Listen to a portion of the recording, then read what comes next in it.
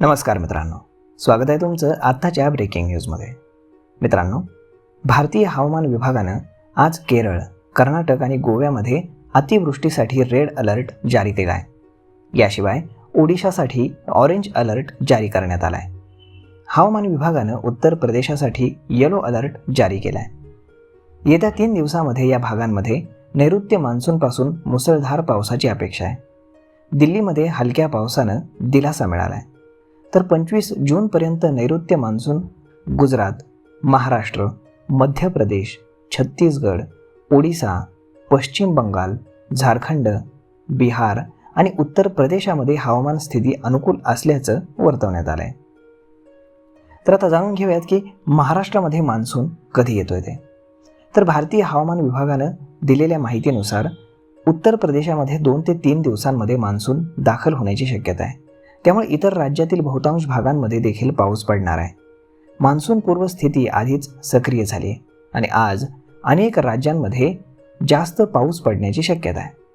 आजपासून पूर्व उत्तर भागामध्ये पारा खाली येण्याची शक्यता आहे. सर्व काही सुरळीत राहिल्यास येत्या 2 ते 3 दिवसांमध्ये हेवी रेन म्हणजेच जास्त पाऊस हा उत्तर प्रदेशामध्ये दाखल होण्याची शक्यता आहे. 23 ते 24 जून रोजी राजधानी आणि आसपास चांगला पाऊस होण्याची शक्यता आहे. येत्या 4 दिवसांमध्ये पश्चिम बंगाल, सिक्कीम, आसाम, मेघालय आणि अरुणाचल प्रदेशामध्ये मुसळधार पावसाची शक्यता आहे. हवामान विभागानुसार 23 आणि 24 जून रोजी पश्चिम बंगाल आणि सिक्कीममध्ये आणि 22 जून रोजी नागालँड आणि मणिपूर आणि मिझोराम आणि त्रिपुरामध्ये मुसळधार पाऊस पडण्याची शक्यता आहे. बिहारमध्ये देखील 21 ते 25 जून दरम्यान आणि ओडिशामध्ये 23 जून आणि झारखंडमध्ये 24 आणि 25 जून आणि अंदमान आणि निकोबार बेटांमध्ये 22 ते 25 जून दरम्यान मुसळधार पाऊस पडण्याची शक्यता आहे.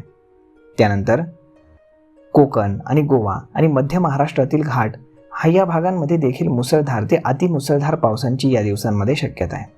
आणि 21 ते 23 जूनला गुजरातमध्ये आणि 25 जूनला जास्तीत जास्त पाऊस हा महाराष्ट्रामध्ये पडण्याची शक्यता आहे. तर मग मित्रांनो, अशा पद्धतीने राहणार आहे महाराष्ट्रामध्ये आता पावसाचं आगमन.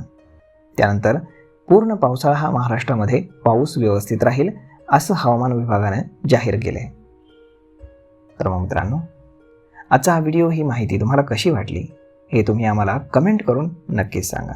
आणि जर हा व्हिडिओ तुम्हाला आवडला असेल तर आपल्या जवळच्या मित्रमंडळींसोबत देखील हा व्हिडिओ तुम्ही शेअर करायला विसरू नका आणि चॅनलला सबस्क्राईब देखील करायला विसरू नका.